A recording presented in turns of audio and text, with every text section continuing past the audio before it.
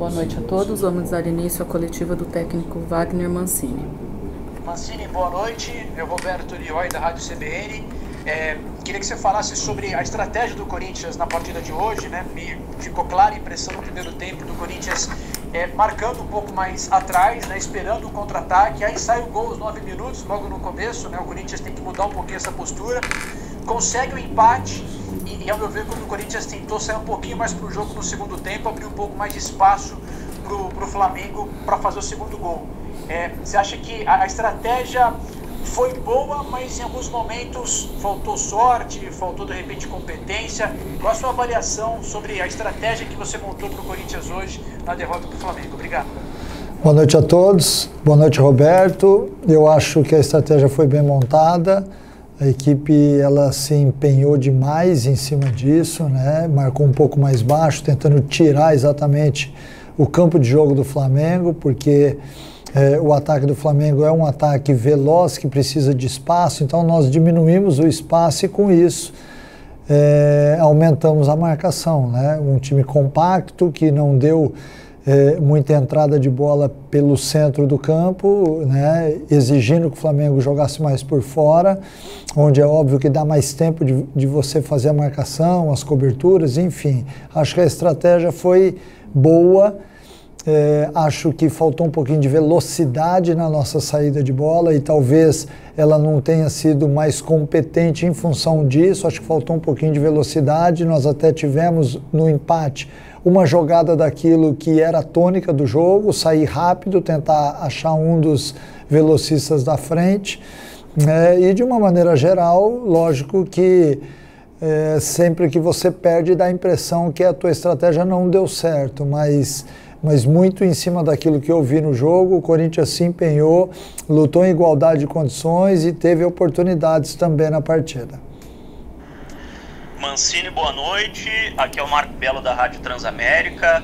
Eu ia até te fazer uma pergunta tática a respeito do jogo, Mancini, a respeito do time que você colocou em campo, mas não tem como fugir da pergunta a respeito do segundo gol do Flamengo, né? Do gol do Gabriel, que o árbitro tinha marcado impedimento e depois voltou atrás, porque pelo menos pelas imagens que a gente vê pela televisão, o Gabriel estava claramente impedido.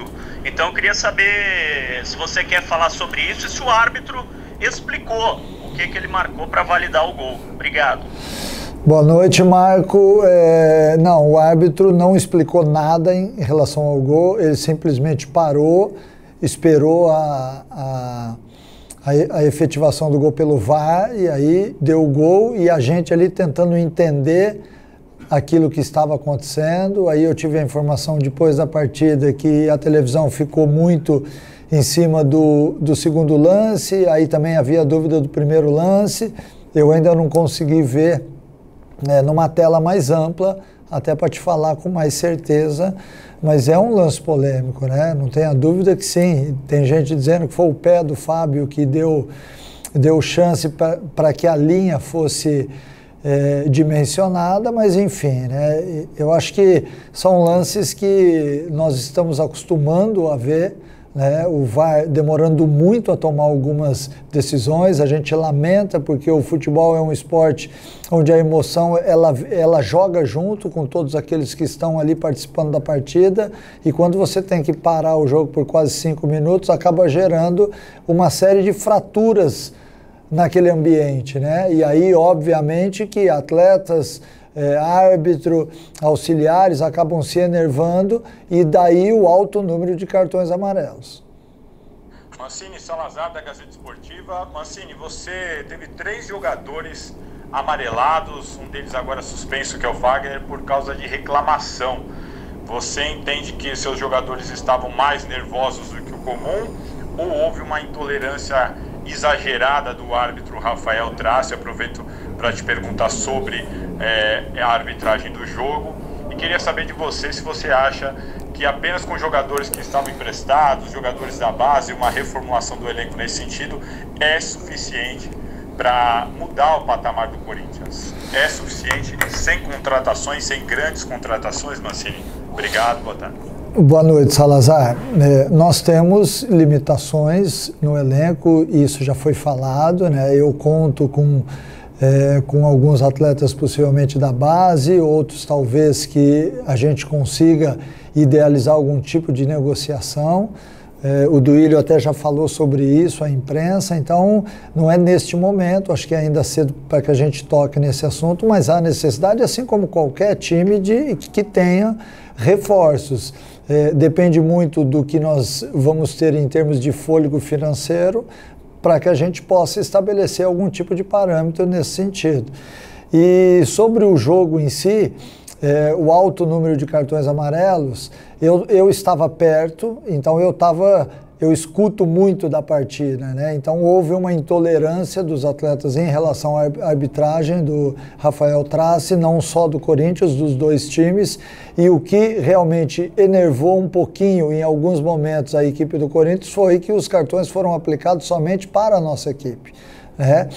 O Banco do Corinthians, num determinado momento, houve uma reclamação, em seguida ele foi lá, deu um amarelo ao Ramiro. O Banco do Flamengo também atuou dessa forma ao longo de todo o jogo e nem por isso ele foi. Ao término da partida ali, ainda tínhamos 2 minutos ou 3, o Banco do Flamengo estava todo ao lado do Rogério Ceni. Então, o que nos incomodou na partida e o que eu ouvi dentro do vestiário dos atletas é que foi usado um peso diferente em relação aos cartões que foram aplicados à nossa equipe.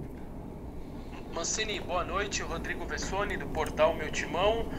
O Corinthians segue na luta aí pela vaga da Libertadores, mas com vários concorrentes por perto, já foi ultrapassado pelo Santos. Eu queria que você fizesse uma análise aí das chances do Corinthians e caso essa vaga não se confirme, por ter sido o segundo objetivo colocado por você, você analisaria isso como uma situação normal ou como um fracasso de alguma maneira, de maneira geral, um fracasso aí do trabalho do grupo todo, enfim, seu também? Um abraço, obrigado. Boa noite, Rodrigo. De maneira alguma, né? O objetivo número 1 era a gente sair daquela situação onde a gente se encontrava em 17º lugar, chegamos a figurar em 8º lugar, que foi nosso máximo, agora estamos em 9º, pode ser que a gente perca alguma posição até o final da rodada, mas acho que o mais importante é que o Corinthians ainda vai jogar 9 pontos, algumas equipes têm só mais 6 pontos a disputar, e a gente tem totais chances ainda. Ficou difícil? Ficou mais difícil, como foi difícil ao longo de todo o campeonato. Não foi fácil sair de 17º e chegar em 8º. Foi muito difícil. Então, por isso a gente acredita. Hoje nós enfrentamos uma equipe que pode ser, junto com o Internacional, as duas apontadas como com reais chances de título, e enfrentamos em igualdade de condições, então eu acho que a gente também pode fazer um bom jogo contra o Santos na Vila, aí temos o Vasco em casa, depois o Internacional fora, são jogos equilibrados, todo mundo tem muita dificuldade em vencer as partidas agora no final, porque todas as equipes estão muito empenhadas dentro daquilo que passou a ser o objetivo de cada uma delas, então por isso a gente não pode de maneira alguma achar que tem qualquer coisa errada, e sim focar naquilo que está sendo feito e bem feito para que a gente possa buscar a nossa vaga. Mancini, boa noite. Marcelo Braga do Globo Esporte. Eu queria que você falasse sobre duas questões. Primeiro, sobre a parte defensiva do Corinthians, né? O Corinthians vem tomando muitos gols, aí foram 10 nos últimos 5 jogos. O time sofrendo um pouco na bola aérea. Hoje teve até uma bola no travessão do Bruno Henrique depois de um escanteio. Como é que vocês têm tentado corrigir essa situação? Qual o seu diagnóstico? E também queria que você falasse um pouco sobre o Arauz, a sua história no Corinthians nesses primeiros meses. É uma história um pouco de recuperação de jogadores, né? Recuperou o Davó em algum momento, recuperou o Mosquito, recuperou o Léo Natel. Então eu queria que você falasse sobre o Arauz. Por que antes ele não estava jogando? Por que ele não conseguia te servir nessa equipe do Corinthians? E hoje, o que ele tem te entregado, o que tem te agradado? Já que hoje ele foi um dos destaques do time aí. Obrigado, um abraço. Boa noite, Marcelo. Não tenha dúvida que nós, nesses últimos jogos, a gente acabou diminuindo a estatura do time e a gente vem sofrendo com isso, seja em escanteios, em faltas laterais ou até naqueles lances onde a gente briga pela segunda bola, né?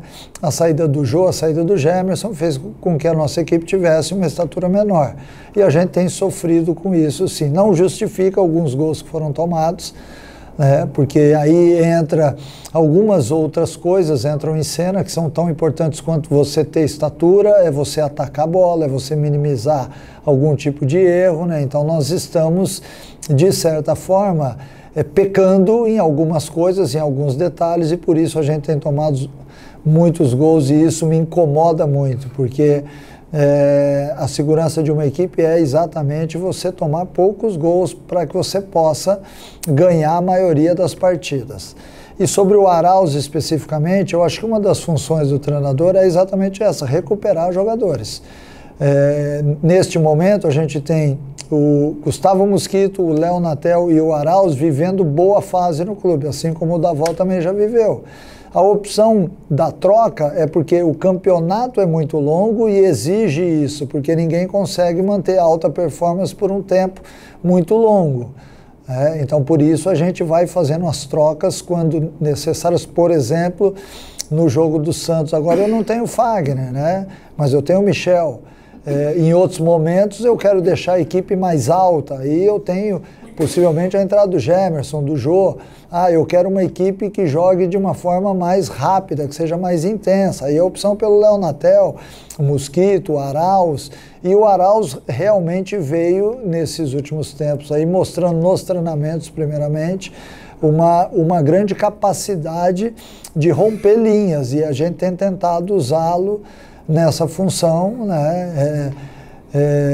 É muito claro quando você desenha uma estratégia de jogo um pouco mais atrás para tirar o espaço do Flamengo, você tem que ter jogadores que tenham essa dinâmica de romper linhas, de chegarem facilmente à frente. E o nosso gol acabou saindo numa jogada assim. Nós até tivemos uma outra com o próprio Arauz, né, que infelizmente deu tempo do zagueiro do Flamengo chegar e travar. Mancini, boa noite, Luiz Teixeira aqui da Rádio Band News FM. Mancini, já projetando o próximo jogo, o clássico contra o Santos na Vila, o Cuca tem todos os jogadores à disposição e 2 beiradas de muita velocidade, o Marinho e o Soteldo. E para esse jogo você não tem o Fagner. Já é uma definição sua iniciar a partida com o Michel Macedo? Existe alguma possibilidade de mudança de esquema pensando nesse jogo e também alteração de jogadores? Boa noite, Luiz. É muito cedo ainda para a gente já falar do jogo do Santos, né? Nós ainda temos o jogo do Flamengo na cabeça, mas a possibilidade maior é óbvio, sem a presença do Fagner, é que o Michel, que é da posição, que está aí esperando. O Fagner teve uma sequência de 25 jogos de titular, jogando os 90 minutos em todos eles, então o Michel deve entrar sim na lateral, não há nenhum tipo de prognóstico para mudança de esquema, até porque nós temos já um esquema que está em formação ainda, para que a gente possa ser forte do jeito que o Corinthians passou a ser nesses últimos tempos. Então é importante que neste clássico a gente tenha uma estrutura bem montada, organizada, para que a gente possa enfrentar o Santos em igualdade de condições. Eles têm Soteldo, Marinho, mas o Corinthians também tem jogadores que são capazes de ir lá e decidir a partida. Obrigado a todos, boa noite e até a próxima.